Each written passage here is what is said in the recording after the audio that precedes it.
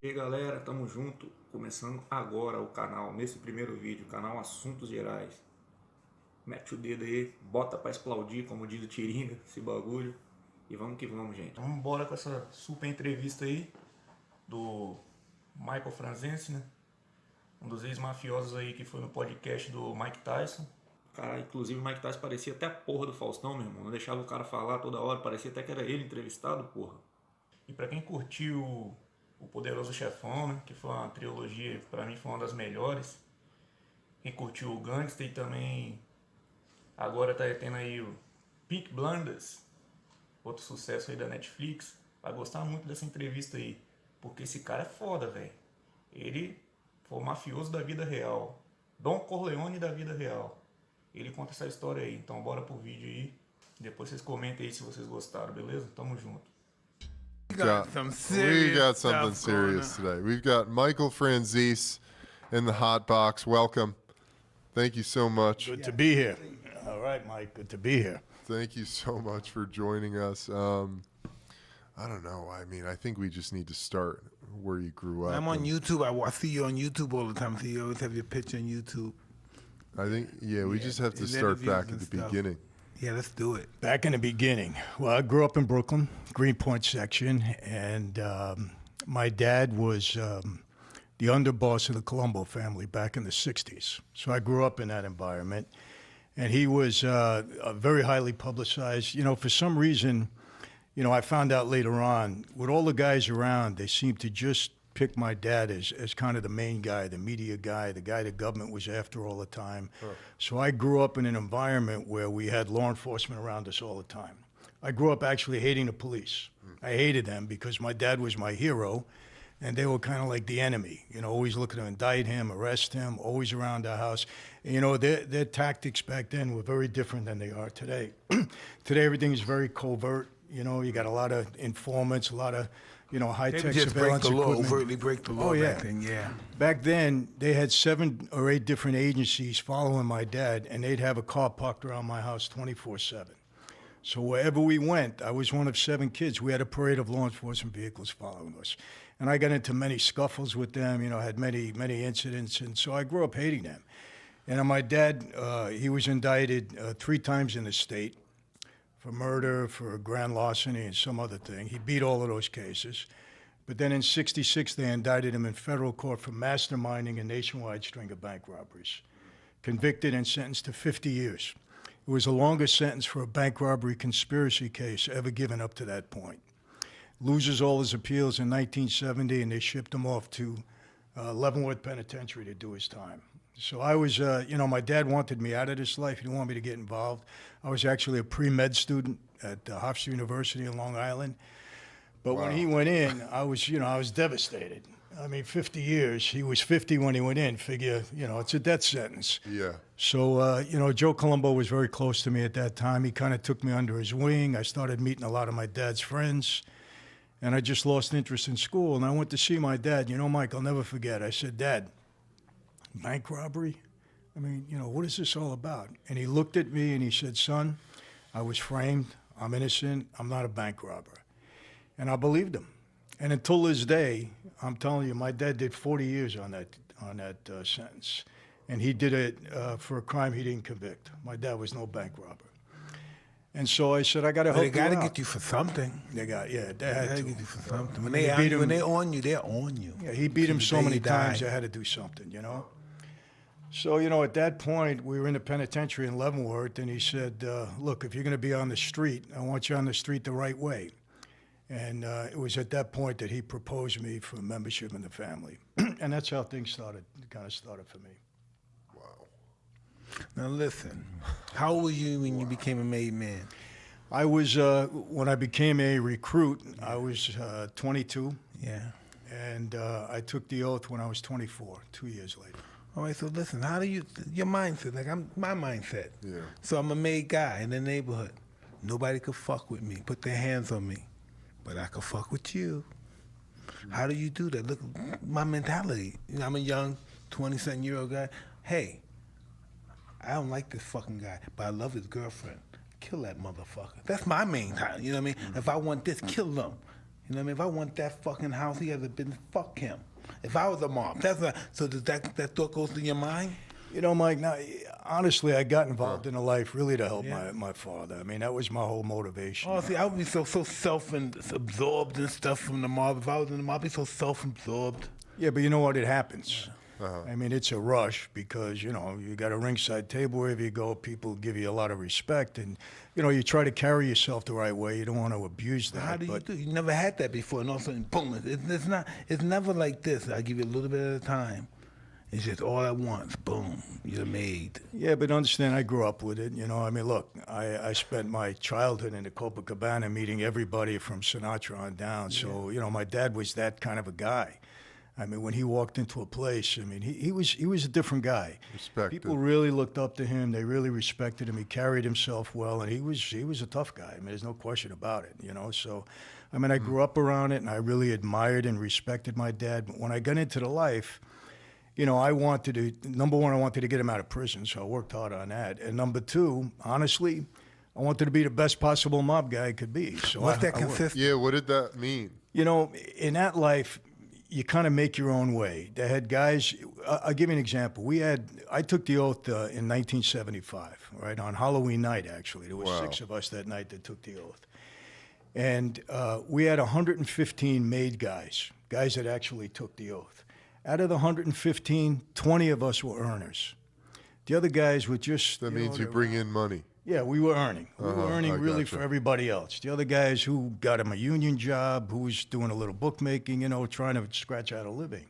So I was determined to make money, and I had a head for business, and I used the life. I knew how to use the life to benefit me that way. So I took advantage of that, you know, and I got involved in a lot of different things. And, you know, I came upon a scam. I'll tell you what happens, Mike.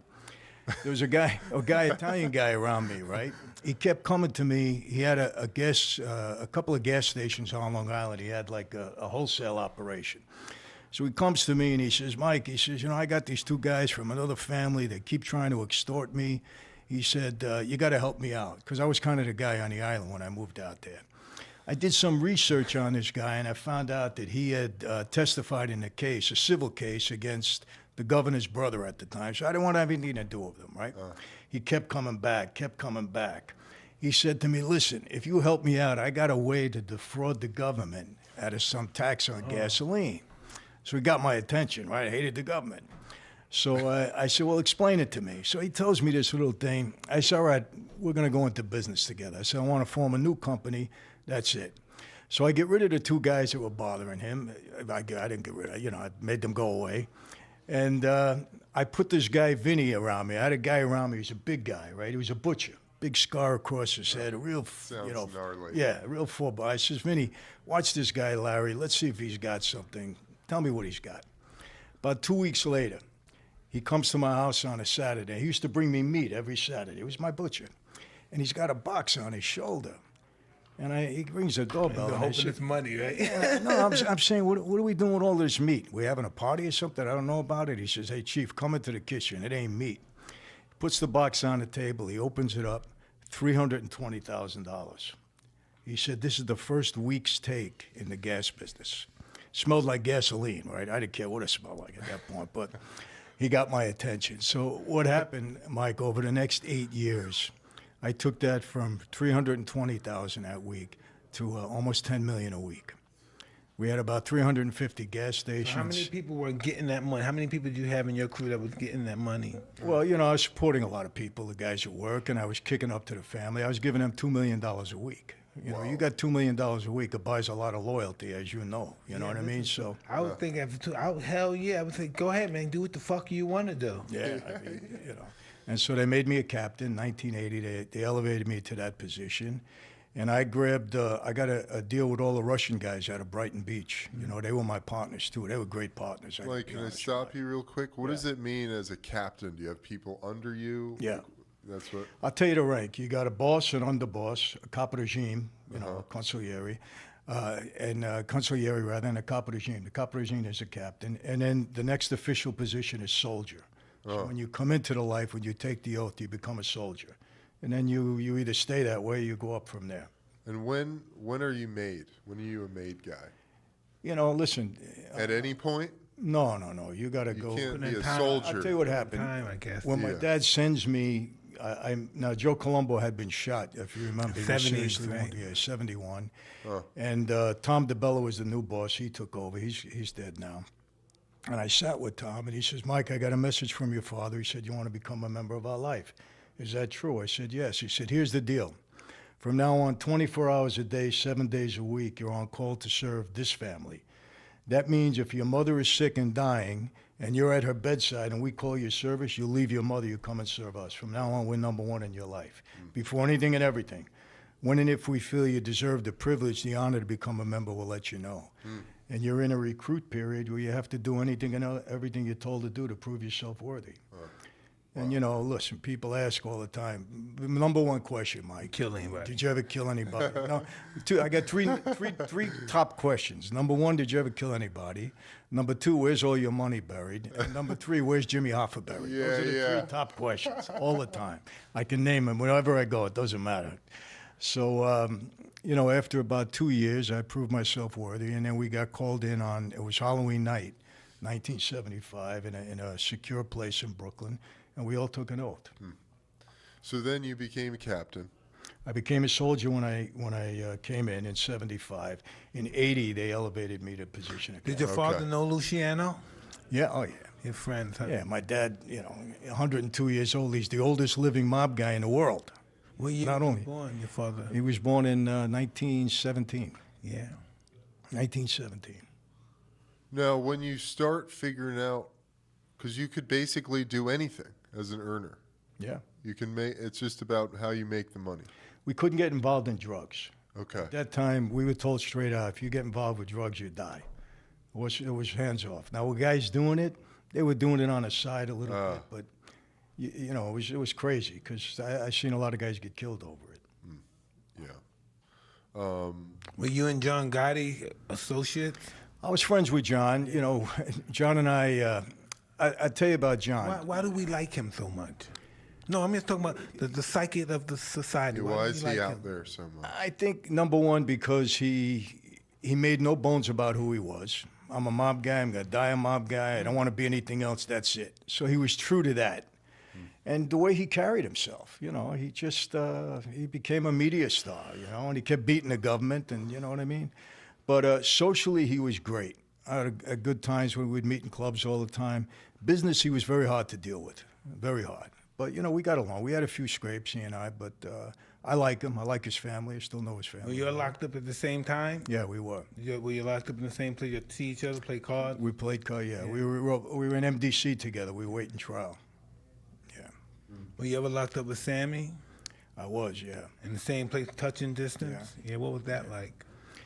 You know, I always say this. On John Gotti's worst day, he was a better guy than Sammy. Yeah. On his worst day. I mean, I wasn't a fan of his. He had kind of a Napoleon complex, and he was a small guy, and he was just very arrogant. So a lot of people didn't get along with him, you know. I mean, he was a different crew than me, but we still didn't get along. But I'll tell you this, Mike, I don't know how you feel about it, but here's a guy that admitted to 19 murders, and the government makes a deal with him and puts him back out on the street. I mean, this is the United States. You're not supposed to do stuff When they want you, they want you. Yeah, but, I mean, come on. 19 murders, you make a deal with a guy like that and put him back on the street. And you know what he was doing? Then he got involved in ecstasy in a club that I was involved with on Sunset Phoenix? Boulevard. No, the Key In Club. LA? Yeah, I know the Key Club. You remember the Key I know Club? the Key, Sunset. I was involved with that, and they were selling ecstasy in the club. He just got out about a year ago, I think. Oh, Sammy? Yeah. He's still here on the street now? He's out, yeah. Yeah. Is the idea of, you know, letting a guy like that out, letting him come back to society, is the idea that you're getting something bigger in return? Like, what is the psychology of that system? They needed Gotti. I mean, they wanted him. He beat them so many times. He was, you know, thumbing his nose in their face, and they wanted him, and they were willing to make a deal with anybody, really. Yeah. You know what happened? I'll tell you what happened in our life. There was a lot of respect. There was also a lot of fear. what happened in our life, when guys on the street started fearing the government more than they were fearing our life, Family, yeah. that's when everybody started flipping and turning, and it was unbelievable. When did that change happen? Really in the 80s, you know, when they started using that racketeering law. I was in the next cell with Sammy, and I'll never forget. He was we were in NDC, and we were talking through the through the air conditioning vent, not air conditioning, whatever it was, in the floor, because you couldn't talk at a wall there. But we were talking, and for some reason he didn't sound right to me. You know, just things were not sounding right the way he was talking. And then they came and took him away not too long after that. But you know, I kind of resent this because people say, oh, the younger guys really couldn't stand up like the older guys. But my answer to that, you know, 30, 40 years ago, you got 10 years, you got 15 years. Anybody can do that. You do 7, 8 years, you get out on parole, you go back to your life. Today, they hit you with a RICO charge. Get to 60 years. You got 20 years right off the bat, no more parole, meaning you're doing 17 and a half minimum. And if you get 20 on a RICO case, you're lucky. I was facing 150 years. Wow. And they would have gave me every bit of it. Because when I was in MDC, I'm watching these guys going to trial, Mike. They're coming back 300 years, 90 years. I said, man, I'm the youngest guy. They're going to give me 5,000 years here. I'll never get out of jail. But, you know, I took my shot anyhow. I mean, I took a plea and I did my time. But fortunately, I beat him a couple of times, so they wanted a conviction on me. But that's why guys didn't stand up. Nobody stands up. It's very hard. You know one guy that stood up? My dad. My dad, they can give him 5 million years. He's never saying a word to anybody. He was that kind of a guy. Why do you think it's necessary for people need to live that life? They need to make sure that they feel there's something. I'm not doing this code. I don't care. They can kill me. Why do you think they have to have that mentality? To be part of that life? Yeah, no, just that mentality. Like some people that's not even part of life that's like that. Why would somebody want to do something like that? You mean to be involved in the life or to be an informant? No, don't give a fuck. I don't care if they give me 100 years. You know, there's just... a lot of people say it, but a lot of people not like that. No. Then you meet one rare guy that's like that. Yeah, and that's my dad. Well, Persico Jr., my former boss. I mean, these guys, they're old-time guys. Yeah. Yeah, and it's like, I'll die in jail. That's it. My dad, the worst thing you could ever call him is a snitch or an informant. You can call him never that. He just can't accept it. It's not part of his mentality. Why do you think people take the lifestyle? That lifestyle gave them honor, you believe? So that's why they think it's so sincere. Yeah. Hey, Mike, you know what the best thing that happened to that life on the street? The movie The Godfather. Yeah. I'm telling you.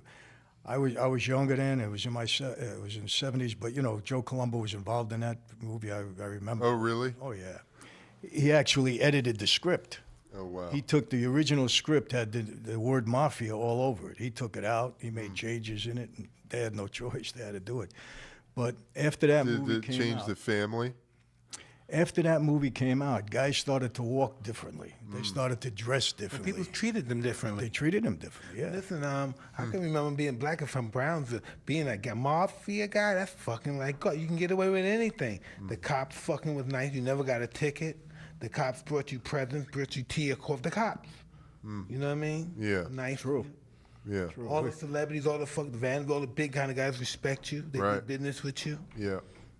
They don't know your fucking name or anything. But That's the truth. They don't, you don't even meet them. You meet their fucking boys. Their business partners, their lawyers do business with you. That's the truth. Imagine living that life. That's all everybody. The Irish guys, all those guys, they wanted to be involved. Everybody wanted to be involved with the mob. They had a history of that. You're going to make some money being involved with these Italians. They're going to get you money. You ain't going to go to jail either.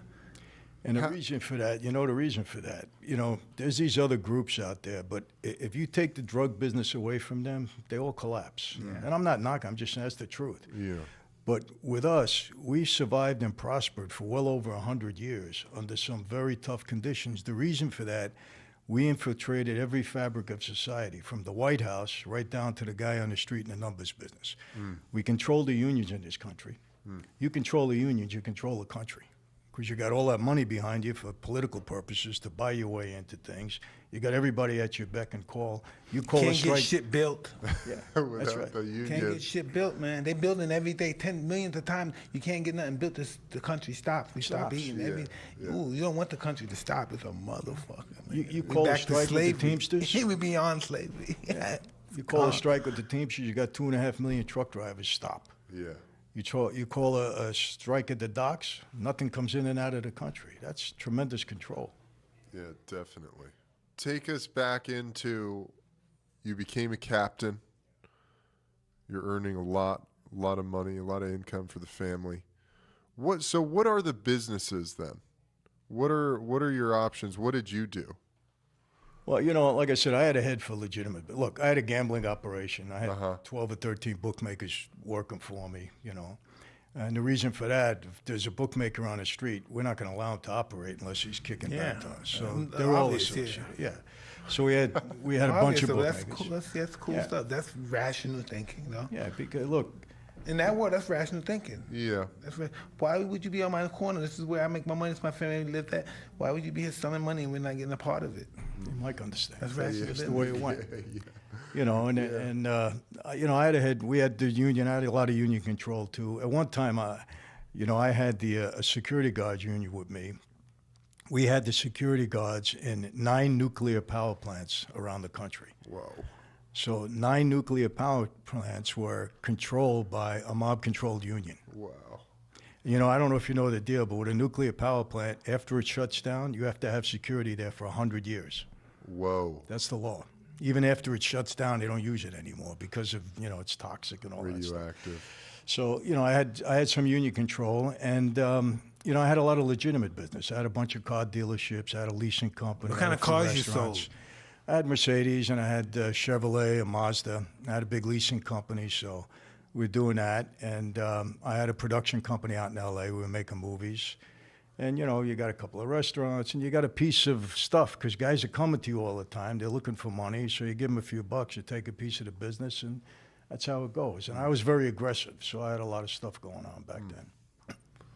Did you ever meet the guy, the Iceman? I never met him. Your crew, though. Yeah, he was around us. You know what, Mike? I don't think I met him. I really don't. But Been around you, yeah, and I didn't know at the time. You know, sometimes you don't talk about a certain guy, but Yeah. Oh, man. I mean, What did your father think about Capone? you know, my dad's funny. You know, he didn't think real highly of him. That's weird. Yeah, he really did. And you know, Capone came out of New York. You know that. Yeah, he came out of Brooklyn too. Yeah, Brooklyn wasn't that tough. No, Wasn't that tough in Brooklyn. They had to leave Brooklyn. That's the reason. That's right. Chicago. Yeah. that's right. oh, interesting. Mike knows. That's yeah. right. Interesting. How far back? What's the lineage? How old is the mob? It's the beginning of time. Ancient, right? Mafia Yeah. started in Italy with the French. But imagine it had to been back then with Hannibal during that time too. Yeah. Like How do underground. you not have secret societies when you have civilizations, Yeah, right? way back. And then, you know, they immigrated here to America, and it started in the early 1900s. Huh. 1900, I don't know, early on. American mafia and stuff. Yeah. It's American mafia. It hasn't been going on since the beginning of time. Yeah. And how could it not be going on? Probably big business is a mafia now. Corporate America's mafia now. If you don't do Yeah. this, we sell you out. We'll crush you. We starve you out if you don't take this deal. Same Machiavellian thought process. Yeah. Exactly. Yeah. What is the state of it now? You know, it still exists. Uh-huh. It's certainly not going away in my lifetime, but it's not the same. Huh. It's really not. You know, the government did I guess you got to say, a good job starting in the 80s. And I give Giuliani the credit or the blame. He put the last dirt in the coffin. He really started to use the racketeering laws effectively. It was him. So, you know, he Created them pretty much, huh? Yeah, he you know, and he was Italian too. He just he gave the story that he visited Joe Bonanno and he got insulted over Bonanno's book that he wrote that time. So he decided to go after the mob. But I believe, you know, that was he came down from Washington to become the U.S. Attorney in Manhattan. Saw high profile, and he picked the biggest high profile organization. He went after the mob and made headlines, and it was good for his career. Huh. Now, is a guy like Giuliani in danger of, having a hit put on him or anything like that? You know, in our life, we really didn't go after law enforcement. In Italy, it's different. Italy, they kill everybody. Family, government, they don't care. But Wow. yeah, they don't care. As a matter of fact, they wanted me to do a book signing in Italy, and I said, you guys are out of your mind. You get a body double or something, I ain't going to Italy because they don't care over there. But we never did that.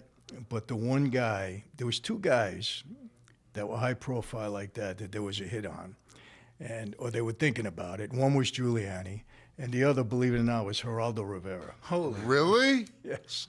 And I told him this when he interviewed me once. I said, I was on Hannity with him. Oh, my God. He almost, Mike. he almost died. Yeah. I told him off camera. I said, there was two guys, Geraldo, that we really hated. One was Giuliani, and the other was you. And he turned white. I'm sure. I'm I said, but sure. you're okay now. I said, they're dead, so they ain't going to hurt you. But Geraldo Rivera tried so hard when he was coming up and he had his shows. He just wanted to be accepted, so he wanted the crowd to love him so bad. He just wanted everybody. yeah, he was. Yeah. He made his name on the empty safe. Remember Capone's safe? Yeah. Al Capone. Yeah. If anything, you would have wanted to work with law enforcement as much as possible. Yeah. Well, you know what happened? There's so many guys. Look, we had 5 families in New York, and among all the 5 families, we had about 750 guys that took the oath, actually took the oath. We had a lot of associates. But there were so many of us that we had so many relationships. I had cousins that were cops. Yeah. We had neighbors that were cops. So we were able to get around them. They liked us, So we were able to move around pretty good. Well, it was they did the scientific study, and they realized that a cop's psychology and a criminal psychology is pretty much the same. Yeah. You know what I mean? They're pretty much the same. Yeah, I Makes see sense. that. It makes sense. Yeah. You got to have a certain mentality to be part of that. I mean, look. Yeah. Well, that brings me to my next question is, you crossed paths with Donnie Brasco? Yeah. What was that like? What I was talked to him that on the like? phone before. Did What was you? that like? Yeah, my friend that was an FBI agent was friends with him. I talked to him on the phone. Well, I was friends with Lefty, his main guy there. Ruggiero, right? Ruggiero. Yeah, Ruggiero. He was, by the way, a Awesome great movie. Great movie. Amazing That was movie. amazing. One of the Pacino. best. I think that Pacino. The guy Lefty, they made everybody fall in love with Lefty. That was Pacino's best role. Yeah, as a Oh, he's film. so Better good than in The that. Godfather. Yeah. It was so good. Yeah, So fucking good. Lefty. So good. But so I crossed paths with him because they were from Greenpoint too. Once or twice in that life, I always tease him now. I said, man, I'm so glad I didn't do business with you. But I've done a few things with him afterwards, And, I said, man, didn't you feel sorry about Lefty, man? That's what I said, didn't you feel sorry about him, man? He said, yeah. He did, yeah. Him and Sonny Black. He said he felt bad, but, he had to do what he had to do. Yeah. Because, Lefty didn't get killed over that. But Sonny Black did. Oh, wow. Yeah, in the movie where it shows him taking off his stuff like he was going to get killed, he died of natural causes. But Sonny Black got killed over Donnie Brasco. I'm glad Lefty didn't. Yeah. Wow. How was that a 1 in a million thing, or did that happen a lot? A guy. It didn't happen a lot. Yeah. I mean, they just didn't do their homework on him, They really didn't. I mean, you got to go back. I don't know if you noticed, Mike, they had a big undercover investigation on me to get Don King. It was called shadow boxing. Really? Yeah. I'll tell you how it happened. That'd have been so fucking interesting. No, I tell you, Don, he's pretty smart, though. They send these two guys to me, and they tell me they want to get into, one was an undercover FBI agent, the other was around Muhammad Ali. The guy by the name of Reggie, I forget his last name. They took him out of prison because he knew the boxing game. And they come to me and they say, look, we got money. We want to get into the boxing. They let him out of prison. They let him out of prison. They said, we want to be in the boxing game, but we want to go at the high level. I said, well, who do you want to meet? They said, Don King. So I romanced these guys for about 6 or 7 months before I would bring them to Don. I get a hold of Al Sharpton, who was running with us at the time, and I said, Al, you got to They set showed up a him meeting. That's doing some stuff too. interesting. Remember Yeah. they showed him when he had the cowboy hat on, Remember sitting that? down with the undercover FBI. Those were the two guys. Yeah. Yeah, those were the two guys because they posed as drug dealers from South America that cleaned up their act. Beautiful. So I tell them, I said, look, I'm not going to bring you to King unless I see the money. So the FBI sets in a bank account up, and they show that they got $15 million in a bank. So Sharpton sets up the meeting with Don, and we go to see him. Before I let these two guys in the room, I go see Don. I said, Don, listen, I only traced these guys 6 or 7 months. I verified the money, but at this table, don't say anything out of the way. Talk straight, tell them how the business runs, do everything legit, right? And he does. He doesn't say anything wrong. He does everything right. And we walk out of the room, and now I'm getting them. I say, you got to put up the money. And the FBI wouldn't allow them to go that far, and then the whole thing fell apart after that. But yeah, they. What do they do? They just fucking look at some papers and say, let's get in there. What do they do? They just start these investigations. They think there's something up. They start an investigation. They see where it leads. That's it. So that wasn't. You never heard of another instance of a guy infiltrating or. You know, not to the level that Piston did. No, I mean, like, he was. I mean, some people tried to become turncoats and got messed up. I mean, Did your father tell you about the Relish guy that fell out the window? Who? Remember that time? Kid Relish. Remember the guy that was? Oh, A.B. Relish. Yeah. They threw him out. Father told you about those? Yeah. Murder Incorporated and all that stuff. Oh yeah. No, but with. I mean, Piston, they wanted him to kill somebody. They were gonna bring him on a hit, and they were gonna make him. They were gonna straighten him out. I mean, he got that far, and obviously they had to stop at that point, but he got that far. Wow. They really accepted him. Sonny Black, I heard, loved him. Wow.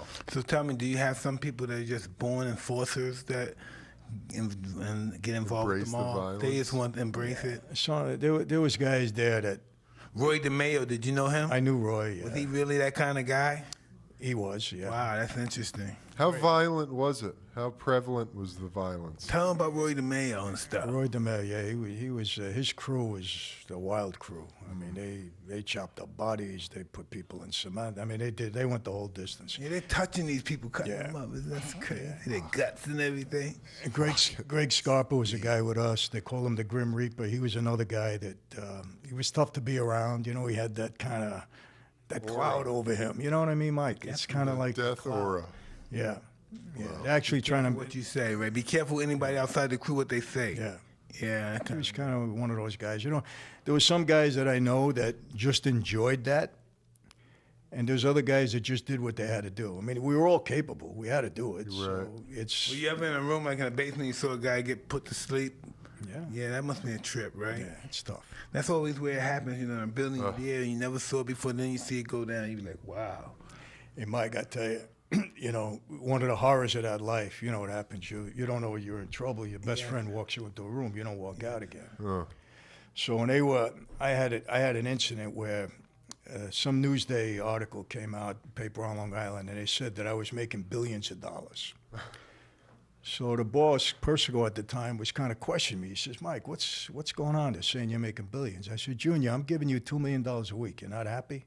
I said, I'm taking all the risk. It's everything here. So one night, I walked into a room. I didn't think I was going to walk out again, I'll be honest with you. It was kind of that death walk for me.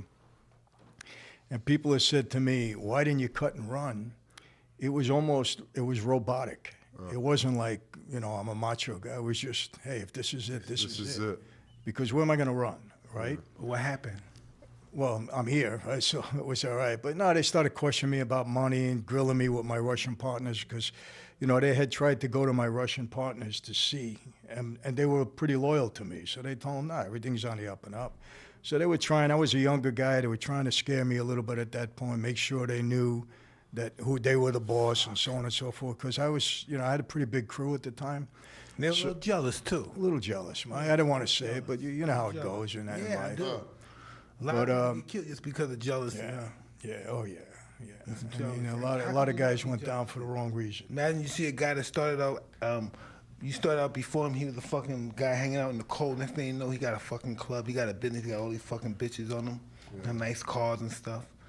And you started before him, you was here before him. Yeah, because, you know, when I started, I mean, I had a jet plane, I had my own helicopter, you know, I was driving all the guys around. It all started from nothing, now he got that. Enviness is starting to go around. And the old timers, they kind of resent that a little. I was a younger guy, you know. They kind of resent it, so you always had to be careful. Oh God, imagine the old man. Who's the guy that used to be with Luciano and all those guys? Carlo Gambino. He must have hated your guys, boy. Well, you know, I He didn't. must have hated. Look at your guys were out there. He was always the quiet guy. He must have hated your guys showing Yeah, up all that stuff. he was a guy that, you know, the money's under the mattress and I'm just a salesman and nothing. He didn't want to be by. He was that kind of very You know low key Joey guy. Milano and those guys Yeah, in Philly and stuff. yeah. I knew a lot of the Philly They were guys. fly guys. We all respected those guys too. Yeah, Philly. I spent a lot of time there. Upstate New York, you know, Russ Buffalino. The movie that's coming out now is all about the one that Scorsese did with Netflix. Irishman. Yeah, the Irishman. Oh yeah. It's gonna be a Who's the good movie. Irishman? It's gonna be a good movie. That's the guy that allegedly, you know, killed Hoffa. All right. So he wrote a book, and they're doing the movie. Everybody's in it now. It's going to be a good movie, no doubt. Oh, Scorsese always comes through. Yeah. Oh, Goodfellas, Goodfellas, great movie. Casino. Who would you guys kill, and why would they be killed? Well, you're told straight out. Obviously, you turn snitch, you're dead. You get involved with drugs, you're dead. You dishonor another man's wife or daughter. How do you? If somebody say a lie to you, how do you get out of a lie? How do you prove this guy's lying? A lot of times you got to lie to prove that you're innocent. You know. You can't say prove it. How can you? Well, you know, here's the thing. You know, when you sit down with another made guy, we have a sit down or we have a dispute, right? You're a made guy, I'm a made guy. If I call you a liar, I lose the argument. At the table, you always had to be respectful. You couldn't call somebody else a liar. You had to try to outsmart them to win your point. Because if you break the rules at the sit down, you lose automatically. So you had to learn how to be very cagey and very technical, not to fall into a trap, not to let somebody get you so upset that you So you name. you telling me, what's this guy named? The Anastasia guy. What's his name? Albert. You telling me Albert Anastasia talked down and had a decent conversation with a person? Can't do it at the table. I'm telling you. Oh, Now maybe if you're the boss, you do what you want, but you're not supposed to. Really? Yeah, you can't. It's I all can't imagine honor. this guy not yelling at somebody. You know, know. from everything. Wow. And if you yell, you're going to yell in private. Yeah. You know, there was a lot of times when another made guy, I called him every name under the sun. But if we were with people, never.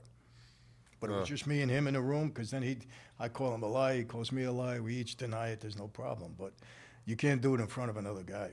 It's all honor and And that's respect. been that way since the beginning? Yeah, oh yeah. Even more so among the old timers than now. Yeah. Oh, wow. It's such an interesting world, man. And Did they like Luciano? Did your father like Luciano? Yeah, my dad liked him, yeah.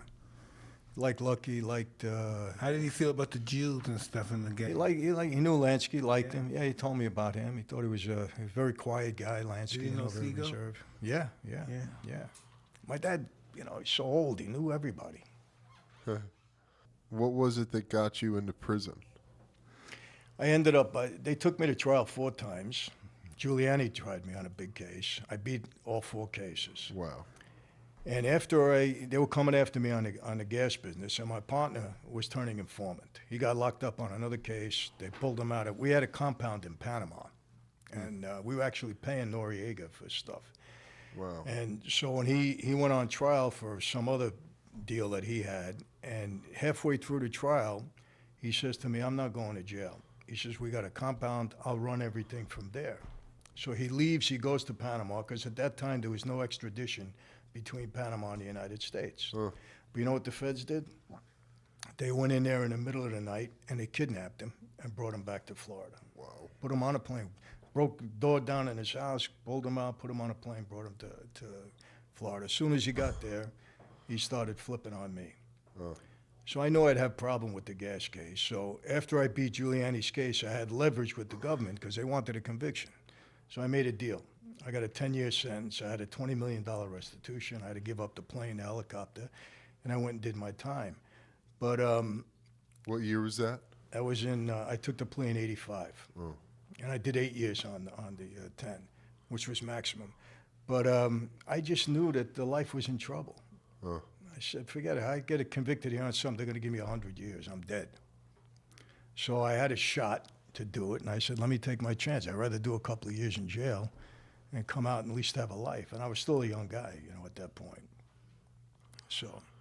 Do you remember the hit What was the hit that when he took over, when Gotti took over, and Tom? Paulie Castellano? remember Yeah, that? You remember yeah, that? Sparks, yeah. You knew what happened when that Yeah, happened. oh, You yeah, knew we it all went down when that happened. We all knew it, yeah. We all knew it. Yeah, when things like that, the word circulates quick. Yeah. Yeah. Do families have fights, like say the Gambino family and the Lucchese? Do they ever have wars with each other? No. That stuff ended back in the 30s and the 40s. No Whenever more there's a fighting war, with each other, right? no, it's always a civil war. It's always within the family. Huh. You know, power usually, who's going to be the boss. And Never against another family. No, never with another family, at least not in the last 50, 60 years. But we were a pretty rough family in that regard. We were always killing each other, always. Huh. Did Over. something happen like this? Say I'm a Lucchese, you're a Gambino, right? And we're in family, we're cousins. We're cousins. And you have a problem with a guy. And so, and I'm mad because you're mad at somebody. So can your cousin kill him? Yeah. That happened before? Oh, yeah. Yeah, I figure that, yeah. 'Cause I'm sure that would happen. My family, this guy pissed me off. He did something, he killed my friend or a family member. Yeah. Yeah, we always helped each other out, stuff like that, you know. What? So the stuff between family members, that was all. Somebody lied to somebody, or dishonored. Business dispute, you know, you're business in problems. my territory, this belongs to me, and you shouldn't be involved. You know, the deal I had Oh. with Gotti, we got involved in a flea market, believe it or not, which was big business in New York. I don't know if you remember in Brooklyn. Big business, right?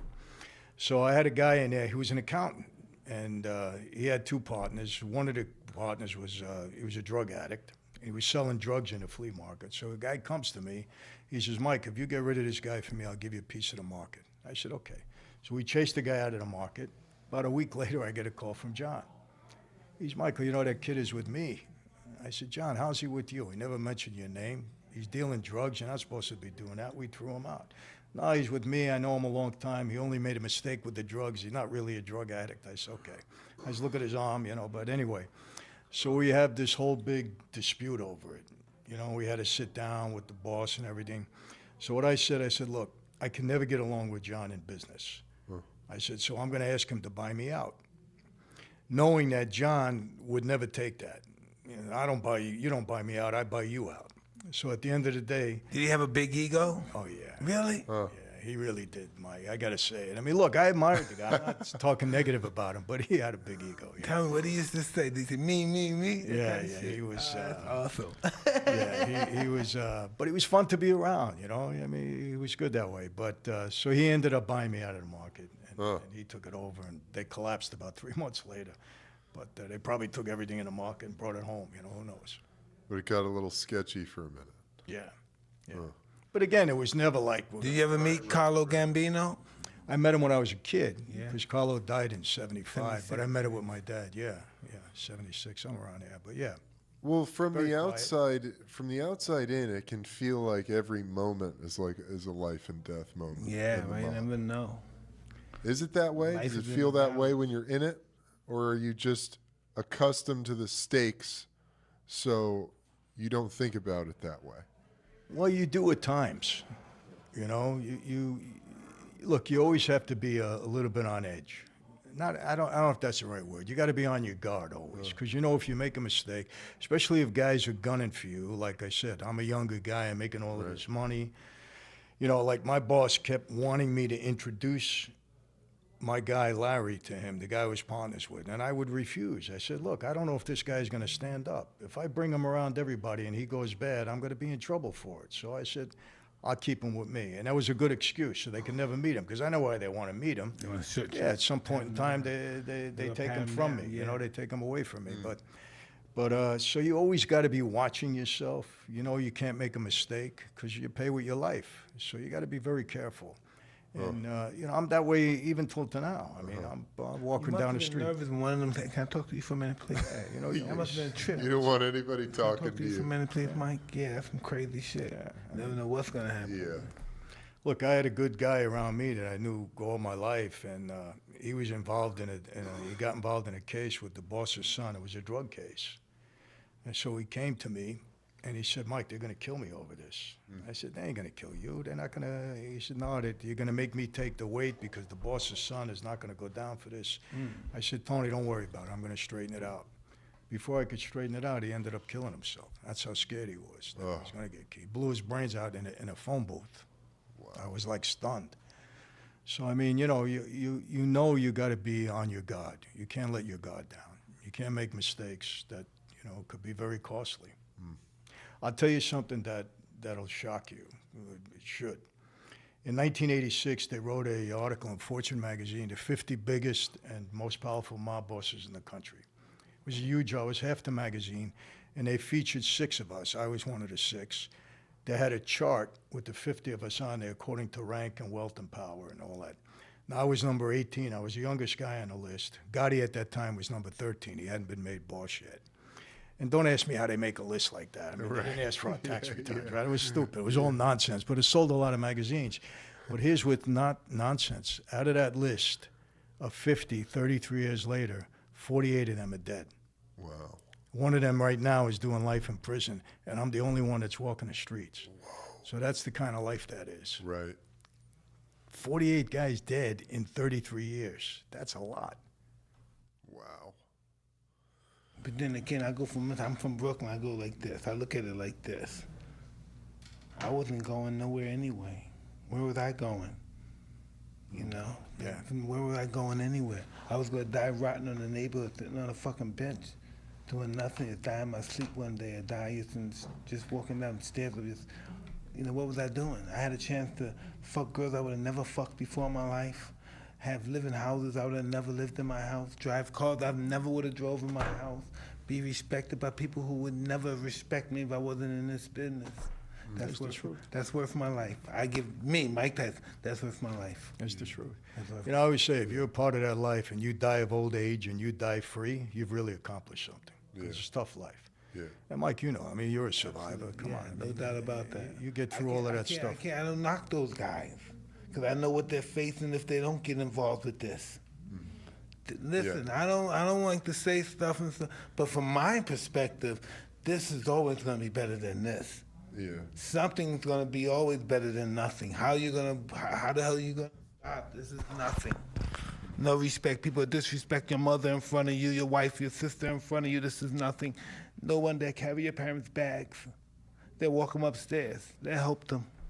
Which life do you want? Yeah, he's right. Look, you come into that life, they tell you, listen, wherever you go around the world, you're going to have somebody to back you up. Nobody's going to have a screw with your mother, your sister, your brother. You got brothers all over the world. How do you compete with that?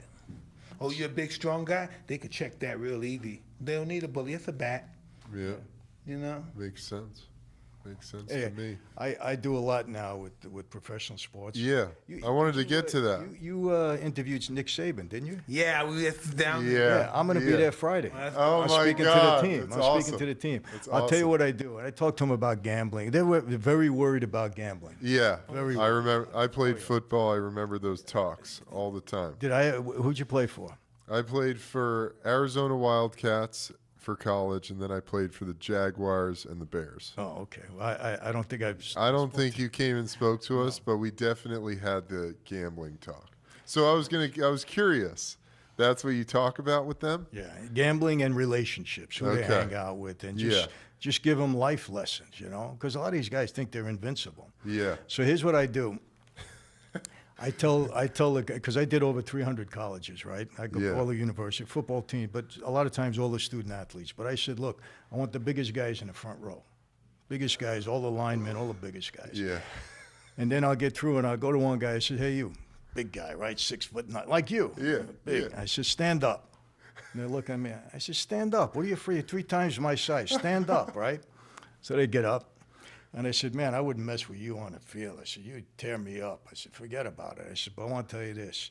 And I'll put a little line down there. I said, you cross over that line, you come into my world. I said, then I'm going to make a sissy out of you. Yeah. Well, fuck that. And man. I got to tell you, Mike, they look around and it's silence in the room. I said, now sit down. And they sit down. And, because look, you got to make an impression with them because gambling, it fucks you up, man. I got to tell you, I've seen some of these guys get destroyed over it. You know it. And Mike, you know it too. Listen, I was in the house. I was training for a fight one day, so they didn't want me to be on the strip. They didn't want me in the hotel, so they put me in this big mansion, right? And I said to myself, wow, I like this house. I like to buy this house. And I was saying, how much is this house? He said, well, we don't know right now because we just got it from somebody that had the debt to the hotel. You know what I mean? So he just lost his house. He just lost his. So we have to talk to the hotel. House. Yeah, you have to talk to the hotel now. The hotel owns the house now, so we can't talk to the guy no more. We had to talk to the hotel to buy the house. Did you buy the house? They wouldn't want to sell it. No? To me. No, they didn't sell it to me. Luckily, gambling was never something I was that interested in. No, it wasn't Attractive. It was not attractive to me. I used to see my friends, you know, and they're little guys, little entertainers, right? They're losing so much. They're so meek. I try to get them to stop. They want to fight me. They never had a mean bone in their body. Yeah, huh? Yeah, they're just so vicious. It's just it's incredible. Well, you know, we had guys from I'd be honest, from the Jets and a lot of the local teams gambling with us. I get a bookmaker call me up. This is back in the '80s now. He said, Mike, so and so player, he's into us for $200,000. Should I cut him off? I said, why would you cut him off? You're writing it down on a piece of paper. I said, let him get into you for $500,000, and then bring him to me. And for sure they would. So they come in. I said, sit down. I said, you owe me some money. How are you going to pay? Well, it's not like today where they're making millions. Back then it was a little different. And I say, well, I said, I'll tell you what. I'm a big fan of you. I love the team. You don't have to pay me now. You're going to pay me 5 points a week on the money. Every Friday you bring it here in cash. And if you don't come here, we'll send somebody to see you. Don't worry about it. And go out and have a blast. Well, they'll do that for 5 or 6 weeks, and you know what's happening. They're running to another town. They're betting with another bookmaker. They're getting more in debt. Bring them back. Say, hey, what happened? You missed last week. You didn't pay. Let me tell you how we're going to work this out. You're a quarterback. First 3 times you get the ball, you put it in the hand of the other receiver. That's it. You're a running back. You put it on the ground. Right. That's it. We'll worry about the rest. You do that for me, I'll clear the debt. That's it. Wow. And what are they going to do? Think about it, Mike. But what are they going to do? That's all you want me to do? That's it. That's all you want me to do? Yeah. For one game? Yeah. Okay. Throw a few picks, have a fumble or They two. don't care. They don't, And we'll take care of the rest. They don't care. Because really, what did they lose? The entry on a piece of paper. It's not like you gave them anything, But and a lot of I got to tell you about athletes. They're not good gamblers. No, they're really not. I can't tell you how many of them got in trouble. We're pleasure seekers. Yeah, big time. We're pleasure seekers. When Adrenaline. Give me the rush. When the Exactly. over, we're in a hole. Next thing you know, we're in a hole. Give me the rush. Well, because you're so competitive. And what does a gambling do? It heightens the stakes. Oh, my God. It raises the stakes. Yeah. I had buddies gambling in hotel rooms, on the plane, to and from games. All the guys were, guys love that. Hey, I seen once, this is funny, because, I love Jordan. To me, he's still my all-time favorite basketball player. But we were at a security meeting once with the NBA, and Michael's playing the head of security for table tennis. They're playing for $5, right? Of course, Michael wins. He wins everything. So Horace has got his warm-up suit on, and Michael says, where's my $5? I said, well, I don't have any money. It's up in my room. He looks and he said, go up and get it. He goes up. He comes down. He hands Michael the $5. I witnessed it all. And Horace looked at me and he said, Michael, $5? He says, yeah, this is my trophy. I beat you. Puts it in his pocket and walks away. I said, wow, this is intense. Yeah. But I get it. I really get it. Yeah, man. I'll be honest with you. I'm not a gambler. I didn't have but I enjoy a game when I got money on it. Just, I get more into it. Oh, yeah, for sure. I got to be honest. Yeah, I know. I know guys who love it. Guys just really get off. I mean, look at the businesses now that are being legitimized with like DraftKings and all the fantasy football. It's crazy. Hey, listen, I'll never forget when off-track betting came into New York, right?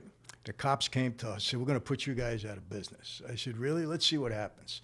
Because what happens? Off-track betting, you got to go and you got to put your money down at the window. They don't give you any credit. What happens after you lose that money? You come back to the bookmaker and because we give you credit and you gamble. It actually made us more busy because now more guys were gambling than they were before. Wow. And you always lose. You're going to lose at some point. Yeah. And something else, this is even to today, you can't, for some reason, I don't know if it's human nature, and you can tell me, People like doing business with the mob. Oh, yeah. It's exciting. No, I don't know why. Because maybe it's been so long, they've been accustomed. People are uncomfortable with the government. Right now, we're really uncomfortable for the last what? Since the 80s, 70s. '70s. We've been uncomfortable. 60s. Yeah, we've been uncomfortable with the government. You know why? I'll tell you why. Everybody thinks that we would sit in our social clubs and we would target a certain business. Didn't happen like that. They would come to us. Why? Hey, we need money. We're never going to snitch on you. We can help you. We'll protect you. They would come to us. This whole gas thing, the guy came to me. I didn't go to them. Right. It happened like that all the time. They come to you. Hey, I figure this guy's going to protect me. He'll give me money. You can't tell the government, I'll pay you next week, I promise. Yeah. Promise, don't hurt me, I'll pay you next week. You can't tell him that. He doesn't hear that. He doesn't see that. He doesn't hear anything. Uncle Sam? Yeah, he doesn't. He takes you and kicks you out and takes everything. Exactly. Did you ever have to fuck people up for their gambling debts or for their debts in general that wasn't a mob person? You know what? Most of the time, you didn't have to do that because just they're scared enough that they're going to come around. Yeah. But every once in a while, you had to make an example out of somebody because they were just too wild. You know, too wild. You know, the thing is, they'd lose money with you, go to another bookmaker here, go to another. Like, we didn't know. We're all connected to them. But we all knew what was going on, So right? sick, they don't know. Yeah. They don't Yeah. know. They're sick. Yeah. But, you know, every once in a while, a guy got out of hand and you had to make an example. You know, it's just the way it is. Oh, that's You know, but now that we don't have, but what happened? Now we have neighborhoods that no one knows anyone. I bet they don't even have Little Italy no more. They told me Little Italy it's like No, it's not even block, the it's same. like a half a block, like a 2 buildings of Little Italy now. Yeah. They told me it's not. It's almost just consumed. Hey, Gotti's Club on Mulberry, I think it was Mulberry or Mott, one or the other. I went by there. It's like a clothing store, you know, the Ravenites. So I went into there. I said, you know whose club this was? I said, yeah. I said, well, why don't you have a sign up here? John Gotti's former club. I said, you have people standing outside that want to come in and buy. Oh, I don't want to be associated with that. I said, why not? It's business, right? Yeah, big business. You don't even know it. Marketing. You don't even know it's the Ravenite when you walk by it. I'm saying, man, this was John's club. Nothing. wow. Crazy. Do you ever see or have you talked to Giuliani? I met him one time. One time? It was at a I forget it was a football organization actually that it's out of they have every year they give an award to top coaches, and I had spoke there a couple of times, and he was the keynote speaker that time. Oh, and my God. Yeah, he was okay. I always tease him. I say, I'm the only guy to beat you. I I love was that. acquitted. You tried, yeah. I know he's so into himself. He's so insane. He's a really into maniac, himself. dude. Yeah, he's crazy. Look at him with Trump now, spinning it. You know, too, they asked me, I got a little bit involved in this whole investigation because I knew some of the people around Trump. And they asked me if did Trump ever deal with the mob? I says, are you guys are you in Never Neverland? I said, he was a developer in New York. He had to deal with us, like every other developer, because we controlled the unions. If you wanted to get anything done, you had to come to us. Now, we didn't party with him. He didn't come to our social club. Not that I know of. He didn't do it with me. But, of course, he had to deal with us. You don't get anything done back then unless you dealt with us. What about Scarfo and those guys? Were you friends with those guys? Scarfo, I knew. What kind of really, guys he was? I like Nicky. I like Nicky. Yeah. Yes. Yes. He got such a bad reputation. Yeah, he was a good guy. I liked him. Yeah. What was his reputation? Bad Yeah, stuff. bad murderer. Bad You know. stuff. The worst ever. The worst. Yes. It's the worst stuff. I But a liked good him. guy. He was always a gentleman around me. Yeah, we were going to unionize the bartenders and waitresses in Atlantic City. You can't We even were doing it imagine him doing together. the things they said. He's only this big. Yeah, he was a You know tough what I guy. Yeah, he was a tough guy. He was a man as far as I was concerned. Anyway. Well, the guy that always terrifies me the most from any mob movie is Joe Pesci in Goodfellas. Did you know that Are guy? those guys like Tommy, that? did you know Yes, Tommy? I did. Joe Pesci is the best mob guy of all time. There's no doubt about it. Definitely. Nobody plays it like him. Yeah. He's the best. So there are guys like that. Yeah. Oh, yeah. You shoot a guy in the foot Yeah. at a fucking card game. Yeah. Wow. Jesus, dude. Yeah. And let me tell you something. You know, Who's the guy Joe used to hang out with the guy that got him on the scene. He died. I remember he used to always be around Joe in Columbus. He was a mob guy. Which guy now? The guy that really brought Joe Pesci around in the show business and stuff. Oh, Jimmy Burke? No, the real guy, the real life. Well, Jimmy Burke and Joe were very No, close. Joe Pesci. Oh, in real life. Yeah. Oh, yeah. You mean the guy that he, Frankie Valli? No, the guy was the head of the crew back then. Oh, I don't know. I don't know. That was awful. It was this guy Smiley. A back real then. mob Oh, guy I don't know. I don't know. He, brought Joe around. Joe knew him. Oh, I don't He know. was just an awesome guy. He was an awesome guy. oh. I remember Joe Did you when I ever- was young, in my teens and stuff. I met and they had all those tough guys around them. Did you ever meet Mike? No, we never met. No. When I was a kid, I met Tony Solano. Yeah. Did you meet Fat Yeah, Tony? he came Yeah. upstate in Catskill to see Cuss. Oh, really? Yeah. He Was was a Cuss good guy. tied in? No, because these guys grew up in the same neighborhood. You know. I'll tell you a story with Tony. He gives me a call. He liked me. He gives me calls me up one day. He says, "Come and see me." So boss of another family calls you, you go. So I go to Harlem. I go in his club, and you know what Tony looked like? Short guy, kind of stocky, wear the fedora and smoked a cigar right out of Central Casting. So he looks at me and he says, "Hey, Mike, what are you doing with this gas business?" I said, Tony, I'm doing good." He said, "You making money?" I said, "Yeah, Tony, no complaints. I'm making good." He said, "I got these 5 Mamalukes around me. They can't earn 3 cents." He Whoa. says, "Yeah, just like Mamalukes. that." He says, "You give them a job?" I said, "Yeah, Tony, I'll take care. Don't worry." He said, "What will you do?" I said, "Well, I got a bunch of gas stations. How about I put them in charge of a gas station and they'll watch it for me?" I said, "But Tony, don't let them rob me. You know these guys, they rob you. I'll cut off their hands, their ears." I said, Oh, fuck. I said, "You don't have to do that." I said, "But just," he said, "don't You worry think about you it." would really do it? Yeah. Oh, He said, "Don't worry about that." I said, "Oh." He says, "How much you going to pay him?" So now I'm thinking, I don't want to insult the boss, right? I says, "Tony," I said, "how about I give him $1,500 a week in cash each?" He says, $1,500? Give them $500. Give me the $1,000. I said, "You got it, Tony." Oh God. He was a character though. I liked him though. He was a funny guy, but he was a powerful guy. Him and the chin. I'm sure they were all characters. But listen, I think about this. How do they?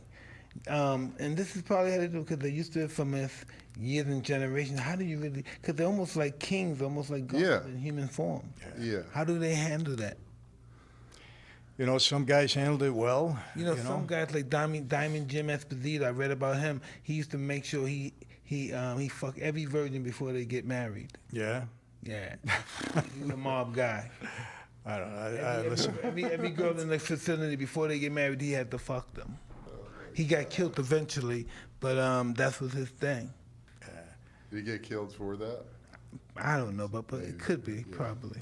Hey, you want to hear? There was a guy in our family, he was a soldier, that I was close with. There was 2 brothers.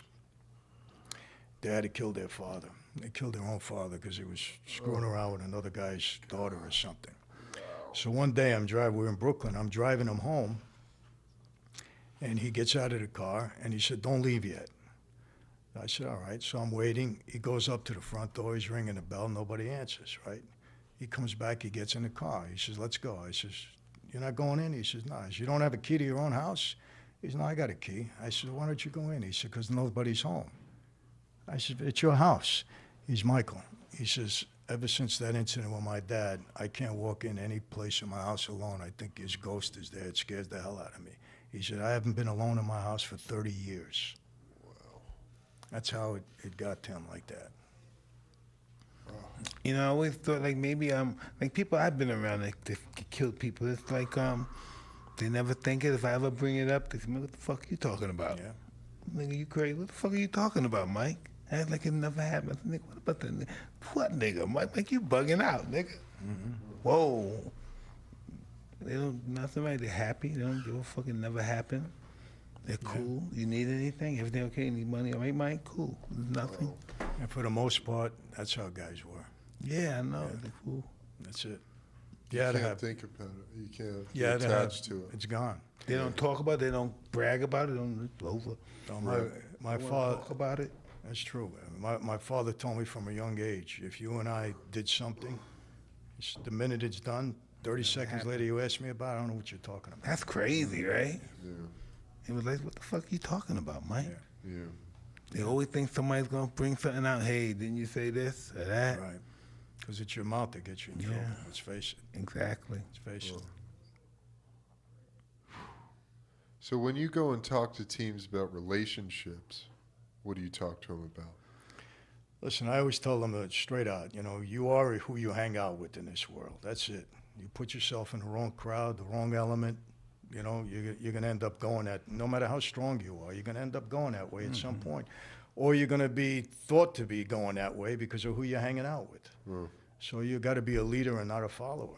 Just stay away from all this. And I always tell them, too, look, 6 nights, for 20 years of my life, 6 nights a week, I was in a club. Always. That's where we hung out. I never seen good stuff happen after midnight in the club. Yeah, I You know, remember Mike. that line. Exactly. That's I what remember always that line. And that's true. There's man. nothing out at midnight but crooks true. and hooks, man. Yeah, Crooks and hooks. Crooks and hooks. that's it. And they'll ask me questions. I said, I'll tell them, I said, let me ask you a question. You're standing at a bar, you're talking to a girl with a good time. Some guy walks over and he starts to intrude on you, right? Now, you're a tough guy. You're not going to take it. What do? You give the guy a shot. You knock him out. He's on the ground. What do you do after that? Right. I said, what do you do? Well, I said, let me tell you what you do. You leave the club.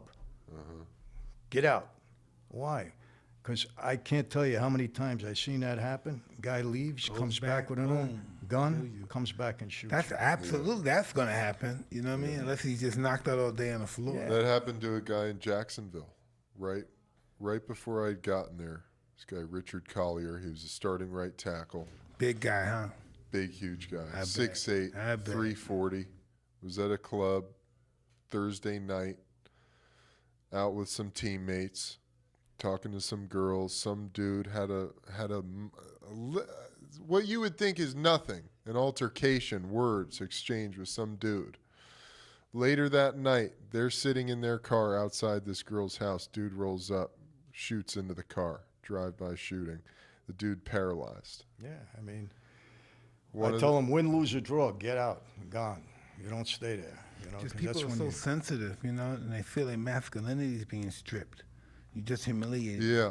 That's really the reason why Tupac got killed. It's not the fact, because they really didn't fuck the guy up because there were too many people. They really couldn't fuck up the kid, baby, and they really didn't fuck him up. But he was humiliated that he was on television, that everybody was fucking on top of him. And that humiliated him, and that's really why he did it. He even liked Tupac. You know, but everybody saw him getting his ass kicked. It appeared he wasn't, but it appeared like he was getting his appeared ass that way, kicked. yeah. And he was getting stomped out, and that's the reason. they couldn't handle it. Is that just a primal thing? Shame, humiliation, yeah. We work on that so much. That even exalts us to success, our shame. Like you talk Humiliation, about, yeah. like we can't, you know, as fighters, as people, I think we feel this need to earn honor or to gain honor. And we get it from And the anything, whole murder, time- anything. And the whole time, what we don't realize that we're born honorable. Yeah, exactly. But you know, you wanna- You're from Brooklyn. If you're not a fucking thief, by the time you're not pickpocket, snacking, cheating, robbing houses, you ain't shit. You don't have no respect. Fuck your mother, smack you, beat your ass in front of your parents. Your parents do some shit, nigga, where slice them, shoot them. You gotta have respect. You gotta be out here getting money if you want some respect. No, you ain't get no respect if you're not a criminal. We're gonna break in your house. He's right. Back then, it's the know? truth. I mean, Yeah. those were the guys that got all the respect. Right. That was it. And, you know, you looked up to guys like that. Yeah. Exactly. Nobody bothered your parent, your family, and stuff. People knew you were a little hustle out there in the street, getting money. In our neighborhood in Greenpoint, we never locked the doors at night. There was no crime. If there was any crime in the neighborhood, it was us. Yeah, There was nothing else. who did it? Yeah. We never had any issues like that.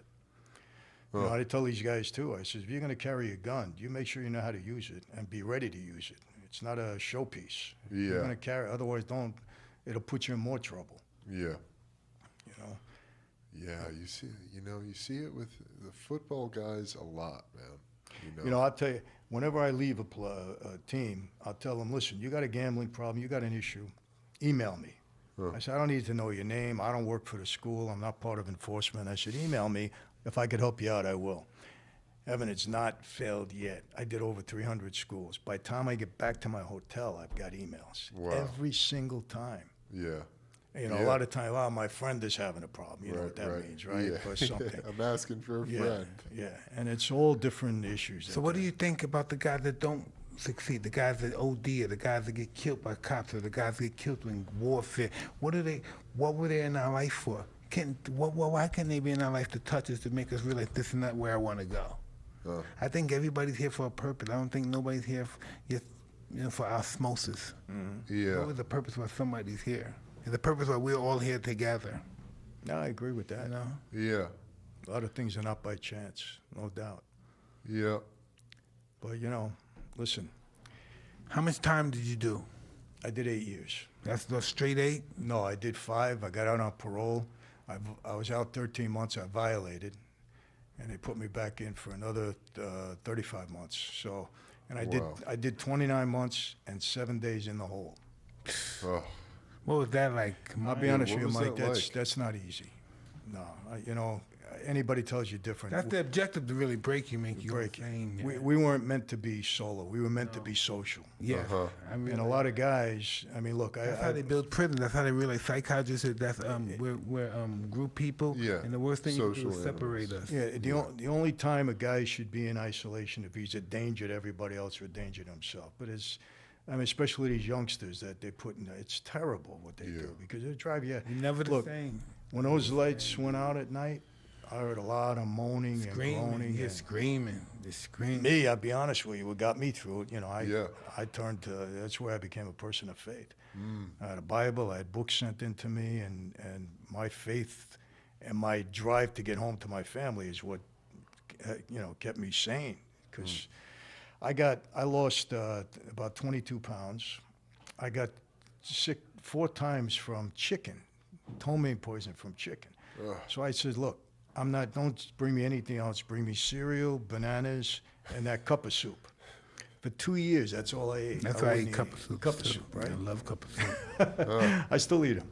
Without that, forget it. But yeah, I couldn't eat anything. But you come out of there. So you could get books. It's so good. Huh? You could get books. You could have Get books. in there. You get newspapers maybe 5 days later.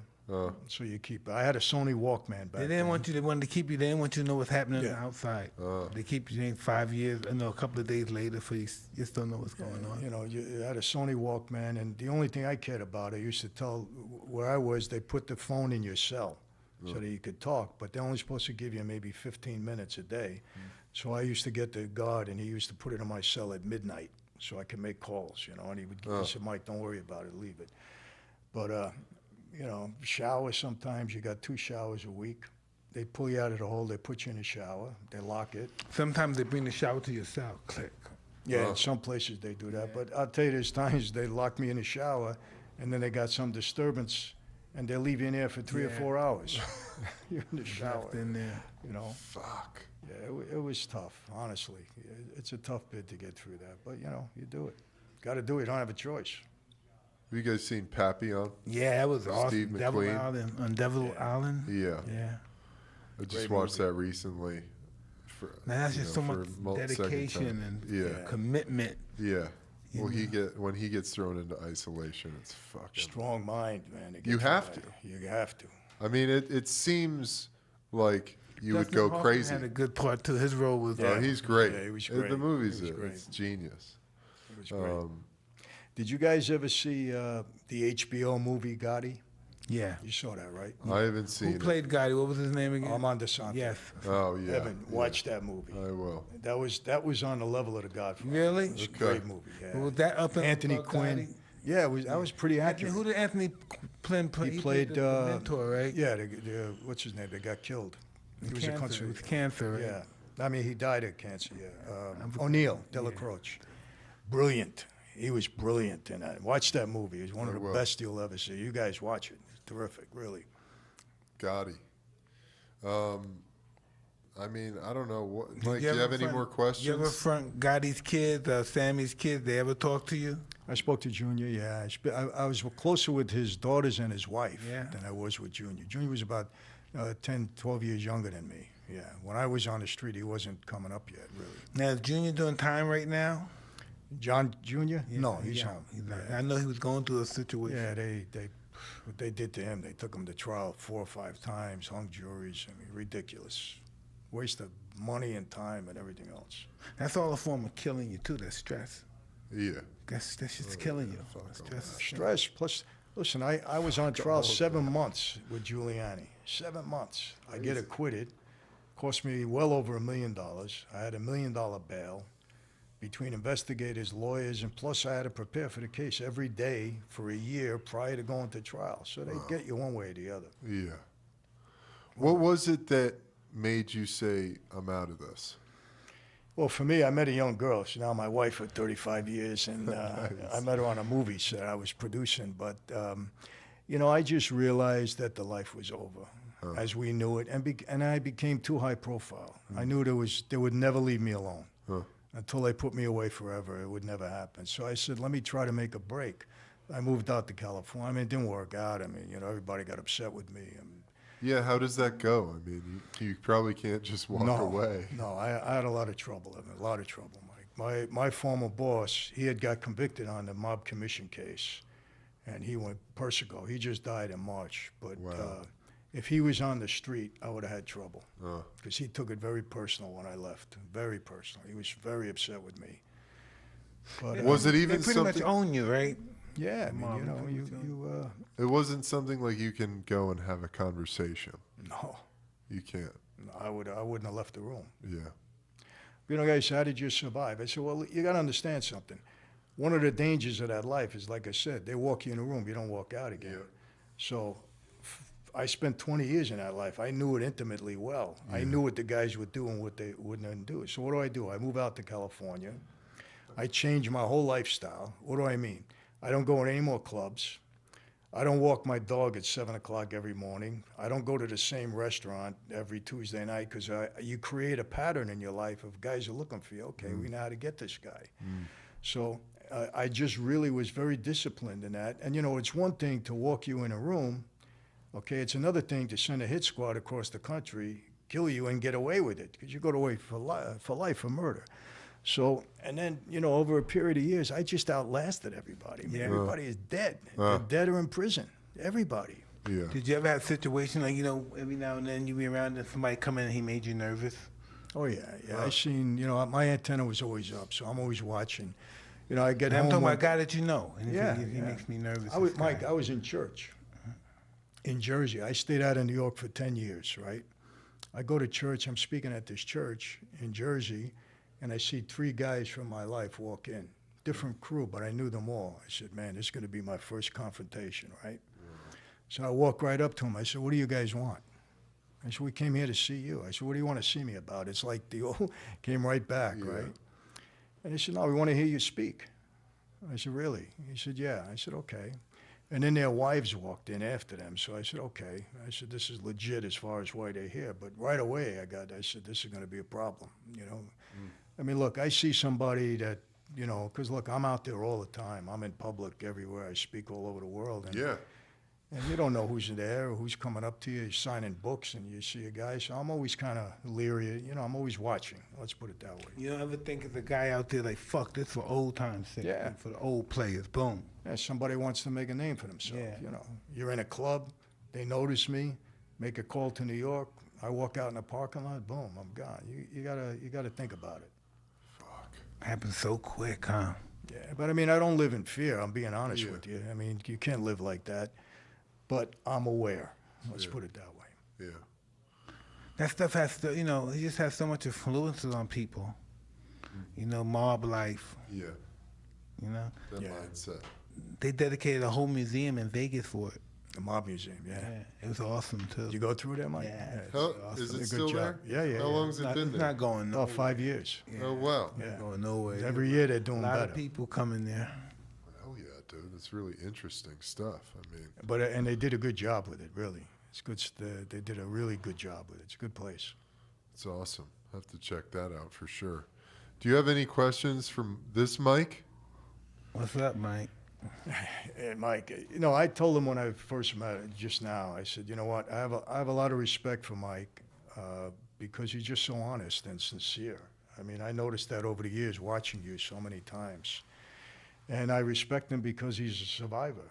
You know, he went through all of this stuff. And look, when you go through all of this stuff in life and you come out, you don't have to say on top, but you come out in the position you're in now, you got to respect that. And I have a lot of respect for that. And I'm not just blowing smoke. I'm being honest with you. I'm just grateful. You know, I don't know what's going to happen. Sometimes, you know, I was just relapsed on drugs and OD'd a year ago. You know, it's all about giving up. You know, Yeah. just submitting to life. And I tell you else I wanted to say, when you said you was a man of faith, I think everybody, even the atheists, when it comes, some part of their life, it comes that, well, I do believe, I'm a believer. Yeah. You can't die, you know, if you have any kind of real logic of who you are.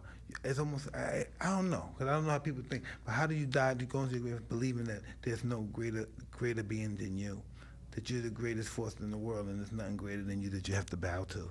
How do you go to your grave thinking that? It's hard. I'll tell you what, Mike, that night that they walked me in that room, I grew up as a Catholic, but I wasn't religious at all, but I was praying, man. You think you're meeting your maker, you But pray. what do they say? Have you been, this is what I wanted to ask you. Have you been around like this and you knowing this guy's getting ready to die soon? Yeah. And then, like we're all hanging out, like all of us in here, and we're all drinking, talking like right now. And you know, this guy's gonna die in probably 20 minutes, if not an hour. If he's lucky, in an hour, huh? Yeah, it's tough. It really is. I mean, you got to have kind of an animal nature if it doesn't bother you, you know? Look, you know, I did things in that life that were very unpleasant. But what you do is, you know, you kind of step outside of yourself for a minute. Do you hear them beg for their life? Yeah. You hear them beg? You hear them, do you see, you fucking smell the shit when they die and the shit comes out? Most of the time, they don't know what's happening. You know, if they walked in a room, it's boom, and that's the end of that. You know, they don't even know. But, yeah, I mean, I've seen guys pretty scared. Have they ever walked in a room and said, is everything going to be all right, Mike? Have you ever heard somebody say that? Yeah? On the way there. Yes, Mike, is everything going to be all right? Yes, everything's good. You know, it's not a good feeling. And you know some guys that feel that they know something's going to happen. You can feel that, too. They know something's going to happen. Yeah. Huh? Yeah. Wow. Yeah, when you get that sense, it's tough. You know, you can't mask it. I don't care who you are. Yeah, you can't mask that. But sure. it must be a pit. When that happened, you must say something's different today. You have to feel that feeling. You know, something's just different today. Yeah. You may not know you're gonna die, but you must be something's different today. Yeah. Who knows? Yeah. Cause my mentor, it's funny, he knew Italians and knew some mob guys, but he always disliked the mob. He said the only people they hurt was Italian people. He was mad at that. Mm-hmm. He didn't like that. Cuss was one of those old Italians born in 1906. Like, you know those guys from... Was he born in the U.S., Cuss? I think so, yeah. He was the only one born here. But in New York? Yeah, but he's the kind of Italian guy that said, like, if you looked at these guys, what are those guys? Paulie D and those guys. What's those guys' name? Come on, you know Paulie D and those guys? From the shows? You know what I'm talking about? Jersey Shore. Oh. Jersey Shore. Like, cuz he's an older guy, so he say he's 70, he's 60 or 70. If he sees Jersey Shore, he'll say they're not Italians. I agree with you. No, he'll say they're not Italians. But that's what he would say. And so I would never say it because you couldn't say nothing. But I was like, why would cuz say they're not Italians? In my mind. How does he, what's he going to mean they're not Italians? I didn't understand it, but he had that pride. Italians had dignity and pride. It's just like the worst show on ever was Mob Wives. Oh my God, I saw that. It just. Yeah, what was the deal with that? Mike, they weren't even mob wives. They were. I don't know what they were. You know, I never seen anything like that in my life. It was horrible. And I had what, 3 or 4 seasons? Yeah. Is it still going? No, I don't. I it might be. I hope not. It got me sick. Did you know this girl? No, I knew Sammy Gravano's daughter. Yeah. Yeah, I knew his daughter, and I knew. Well, Greg Scarpa's daughter wasn't in it, but we did an interview together once. But that was a sick shit. You're probably like, now it's a charade. Now it was ridiculous. I mean, look, first of all, Mob Wives, they didn't know anything. We never said a word to them about anything. They didn't know nothing, you know. And girlfriend maybe knows a little bit more, but the wife never. It's interesting that you said when those dudes came into the church and you saw their wives, you knew that they weren't there. Yeah. You but knew you know, were with safe. that mob guy, you know, you're always being in a mob, like guys like Al Capone and John Gotti, and you see John Gotti's niece, Adidra, I believe. I was watching on YouTube, and she still to this day she's trying to clean that name up. Everybody's cleaning that name up. They fucking all of them stop using the name Al Capone. Then It always followed them. You know what I mean? And then when she does that, and then people look at her like, what the fuck you mean? Al Capone's a fucking man. What are you trying to clean up? You know what I mean? You fucking his image up. You know, that's because people men look at guys like Al Capone. What the fuck you mean? What's wrong with him? That's a boss. That's what they did. Gotti's a boss. What's wrong with him? He gave us our balls, our manhood. What the fuck is it? You know? I hear more today because of the state of our government. I can't tell you how many guys said the mob would have run the government. I mean, to run the country better than the government. Oh, absolutely. And I said, they say it in Vegas. That's what they say in Vegas. They say it was better when the mob had it. Oh, That's much what they better. say in Vegas. Vegas today. That's all you hear. The old school. You hear all the old school guys say that it was better than the mob. Forget about Vegas. There was no today, but back robberies, then, and no gangbang, no shootouts out here. You can't even get a meal on a comp. You got to spend $100,000 to get a meal. Nothing. When we ran, And that's what we back live in the for, day, the buffets. That's what we live for in Vegas, the buffets. back in the day, it was so much better. But everybody says that. They said when you guys were Yeah, here, that's what I it heard was too. so When I went to much better. Vegas, it was so much better. No muggings. That's so interesting. Yeah. So interesting. You're too young to remember, but back in the 70s, I loved Vegas back then. You were free. You were adapted. You knew not to fuck with nobody. You knew who not to fuck with. You know, you come in here with these white Italians, don't fuck with them. Don't fuck with You know them. not to fuck with. You be fine missing some fucking way. You know you'll never be seen again. That kind of shit. Wow. It's amazing. Well, Michael, it's been a pleasure having What do you you here, do, man. Mike? Like, where are you going right now? Like after What's next? Going home. Thursday I go to Alabama. I'm going to speak at Oh, yeah. Alabama. That's awesome. I got that. I got a couple more schools this year. Then, I speak in churches a lot, Mike. I'm writing books. Got a book for you, by the way. All right. Evan, I didn't know. I would have brought one, but I'm going I'll to send borrow one. my- yeah, I'm gonna please send send I'm it. gonna say, I got your address, and I'd I'm going to love send that. it to you and Frenchie. And I'd love that. I'm doing a television show. Old Italians or people from the neighborhood who not mob related, but they're deep into it, but they're not, in the mob. Yeah. Then they say, hey, you made the right decision. Oh, yeah. Yeah, I all knew the they time. probably. A lot of guys really feel that way, but they can't say it I publicly. can't say it, right. No, I'm Hell, living that life. Yeah. Pretty much a serf. You're a serf. Slave, basically. Yeah. You're owned by people. So I'm doing that. I'm going on tour in United Kingdom in October. Awesome. I'll be in Cabo next week. I'm gonna go down there for a week to rest. Nice. And that's it. Life is good. No complaints. Still have your challenges and struggles, but you get Never past gonna it. stop. That's never That's gonna awesome. stop. Yeah. It's always, one day to the next. You never know. But Yeah. One day at a time. But just think about it. You must think, God, all this shit was exciting. Did this really actually exist? I think about my life. I said, what happened to all these tough guys on the corner and hanging? Did this really actually exist? Was my life a lie? This really, what happened? It doesn't exist no more. Yeah. That's a lost art. You never see anybody on the corner no more. no. What's a lost art? People hanging out on the corner. You always knew where to find somebody. You go to the corner. Now you don't know Exactly. where to find nobody. Now you don't even let your kids out in the front of the house to fuck, play. I'm I scared. can't believe Scared it. to be Gunfire. I mean, honestly. That's why I don't do it. I'm scared somebody. And then I live in a great neighborhood. I'm just scared anything could happen. Gunfire, car run on the. I'm just scared. Nothing better happen over there, Mike. Possible, man. Anything. So we got to get together out there. I would love For to. sure, yeah. I live across street from Fashion Island, right over there. And I'm in Pelican Hill. Yeah. Yeah, Pelican. Do you golf, Mike? No, fuck No? me. But I had but talking about a golf We had a tournament. great golf tournament. Yeah? Awesome golf. What was tournament. that? 2 At weeks Pelican? ago? Yeah, no. No, it was at Monarch. Oh, at Monarch. Monarch's Yeah, great. Monarch I was golfed there. beautiful. Yeah, And it's Norm beautiful. Nixon won. Beautiful. Oh, that's right. You know what? My son was telling me, but I was out of town. He said, Mike's having this. That's right, at Monarch. Monarch's come a to great the next course. one. For sure. We want to buy a house over there. My wife want to buy a house over there now. Oh, it was beautiful. Where in Monarch. Monarch is beautiful, yeah. Yeah. it Really was- nice. it was That awesome. whole area, how can you beat it? You can't, man. Hey, you like horses? You have horses back in the day? Did you ever run? I had a trotter for You know, does this thing work?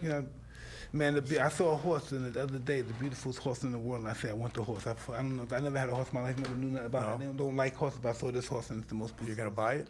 I'm going to get I don't know where I'm going to keep it. I'm going to take it home with me, put it in the backyard somewhere. A tenth of an acre where I live. You know what I mean? Yeah. A tenth of an acre. Kahal Ataki is an Arabian horse. Arabian horse? What's it called? Come in here, brother. Kahar? A car Ataki. No, Car? he's going to tell you right now. He's going to tell you. Frenchie. AKH. AKH. A. Oh, There a you go right there. Taki. There you go right there. getting this Oh, horse. yeah. Man, that is a beautiful I'm horse. fucked up right now. Look at this horse. I'm so in love with this horse. I don't know. What am I You doing? ride horses? No. I just want to have this horse. You're just is in love with it. Yeah. It's the oldest horse breed that ever lived. It's around six, beautiful. it's around What do they six- want for it, It's Mike? around six. Only $10,000, but it That's costs a it? lot to keep it, yeah, to to take keep care So I of it. gotta find out. You gotta have a stable. I'm gonna Yeah, look but I'm in looking for Tustin, something. right around there, we got horse ranches Yeah, that's right what I around found. They us. told me. I Yeah. didn't know how much it cost. Close by. What's it gonna be like $2 million or You something? gonna go I'll ride it? find out for you. Huh? Yeah, I would love that. You gonna be riding it? I just want to hold it, kiss it, just rub wanna it. walk I around want to with get. it? I want to get a young baby around 6 months or something. It's great. It's a beautiful horse. It's beautiful. Look, it's born like that with metallic fur. It's born like that. Yeah. Huh? Wow. All of them have metallic fur. Look at the ears. Yeah, look at that one. Fuck. Look at all. And they don't have no subcutaneous fat. No? They're all muscle. There's no fat. Like, the thoroughbred has fat and they burn the fat off. This has no fat on it. Wow. No fat. No body is fat beautiful. whatsoever. It's total muscle. 100% muscle. It's beautiful. Incredible. That's the Look how next beautiful. thing, huh, Yeah, Mike? Beautiful. This is my next love. I love it. Maybe you have a horse ranch. I don't know, but on our property we could put a horse ranch. Yeah. Well, you get that horse, you're going to be one around it all the time. Oh, absolutely. I want Yeah, to. I you'll want to be- get real you young. want to be around it. And I think we should get two. The Yeah? breed. You should have two. Male and a And breed 'em. female. Yeah, I haven't been like crazy. Look at this shit, man. See the metallic fur on them? I've never been this Yeah, crazy. they got 12 packs. Look at them. Yeah, Look at they're the side. beautiful. Look, no fucking fat. Golly. That is beautiful. They're 7,000 years old. The Wow. breed. That's amazing. A Kalteki. I never heard of it. They fought against the Russian Empire, and the Russians beat them, and so they took all the horses. Wow. It's amazing. Mike, you have to take it. We'll have to do a hot boxing at the horse ranch. Yeah, I like to do that. That'd be dope, man. I don't even know why I never wanted the horse, never thought about a horse, don't think about racing. I just want to possess it. When did you see it? 3 days ago. Where, like online or? I was on a YouTube and I saw this thing say the 7 most beautiful animals in the world. I said, oh, let's check this shit out. I'm an animal guy. I used to have tigers and lions and shit. So I said, let's check this out. And I'm looking at it beautiful. Yeah, I'm seeing the white lion and stuff. And then I realized the white lion, from nature's perspective, is interesting. It's a mistake. Something so beautiful is a mistake. So God made a mistake, something that beautiful. And so we went to the horse, and I saw the horse, and I said, holy shit. I wanted that. I didn't fuck. I never had a horse, never was crazy about horses. And I said, I want that. Well, it's awesome. That's a beauty. And I made all the calls to it and everything, and then I got to go to this place, Turkestan, where they originate from. You're going there? Yeah. Is that your next trip? That's, well, if it's In a not, couple weeks? If it's not, I'll make it part of it. Oh, okay. If it's necessary, before it gets too cold. Yeah. It's awesome, man. Great time. Well, thank you so I'm much. glad you found me, Evan. Yes, sir. Yeah, Thank you. I'm glad you came. Yeah, Mike. Really glad you came. Yeah, Thank for you. sure. We got to get together. We'll get a number as soon as I get All from right. Frenchie. We'll meet up out there. Absolutely. Yeah. That'd be beautiful. I Do could- you I- know Chris Pacello? Who? Do you know Chris Pacello? I know who he is, yeah. Mike, I'll take us out. Go for it, nigga. Oh, man. Thanks for watching and listening, everybody. Be sure to subscribe to our YouTube channel, Hotboxing with Mike Tyson. Check out our website, hotboxingpodcast.com. Until next time, I'm Evan Britton. I'm Mike Tyson. I'm Mike Francis. Do you want anybody to know where you at? Talk to you, get in touch with you? Yeah, any it's kind of way? okay. I'm all over YouTube, michaelfrancis.com. I'm on Facebook, Twitter, the whole bit. So you want to get in touch with me, you don't have to go through Mike. You can come direct. Yeah. Boom. Hit him direct. All right, everybody. We're out of here. Okay. That was cool. Yeah, Chris Pacello is a good friend of mine. Oh, is he? Valeu, galera. Esse foi o vídeo de hoje. Comentem aí se vocês gostaram. Dê um like, compartilhe para fazer o canal explodir. Vamos que vamos. Até a próxima. Esse daí que eu tô contando aí, meu amigo, pode dar like e pode se inscrever. E pode botar para arrebentar mesmo. Que isso aí, o que eu tô falando é uma verdade.